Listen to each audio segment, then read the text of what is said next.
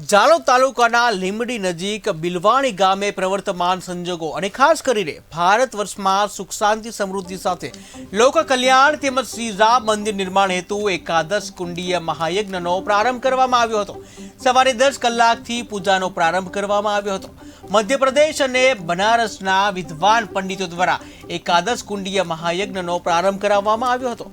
તેમજ ત્યારબાદ प्रायश्चित हवन कराववामां आव्यो हतो अने आ एकादश कुंडीय सहस्त्र चंडी महायज्ञ करवा माटे लायक बनी शके। तदुपरांत कार्यक्रममां शोभायात्रा निकाळवामां आवी हती। त्यारबाद मंडप प्रवेश करवामां आव्यो। पंचाकर्म मंडप स्थापना जेवा अनेक कारण जे योजाया हता अने समग्र कार्यक्रममां जिल्लाभरमांथी यजमान सहित दाहोदना धारासभ्य कन्हैयालाल किशोरी, आचार्य नलिनभाई भट्ट हाजर रह्या हता। दाहोद जिल्लाना जालोद तालुकाना बिलवाणी मुकामे आज रोज सहस्त्र चंडी यज्ञनो आरंभ थई रह्यो छे। आ सहस्त्र चंडी यज्ञमां दाहोद जिल्लाना अने नगरना विविध भक्तो आ यज्ञमां बेसवाना छे।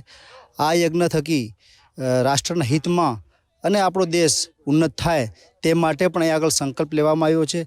આજથી જ્યારે 22 જાન્યુઆરીએ रामलल्ला બિરાજમાન થવાના છે એ હેતુ માટે પણ અહીં આગળ આજે सहस्त्र चंडी यज्ञનો જે પ્રારંભ થયો છે એ ખૂબ જ આવકારદાયક અને દેશના હિત માટે આવનાર સમયમાં આપણો ભારત દેશ ખૂબ જ તરક્કી અને વિશ્વ ભારત માતા પરમ વૈભવ પર પહોંચે એ માટેના અહીં આગળ યજ્ઞ થઈ રહ્યો છે। એ ખૂબ જ જે ભક્તો અહીં બેસવાના છે એ ખૂબ જ આનંદની વાત છે અને અનેક લોકો પણ આનો આગળ લાભ લેવાના છે। ભારત માતા કી જય। દાહોદ જિલ્લાના જાલોદ તાલુકાના બિલવાણી મુકામે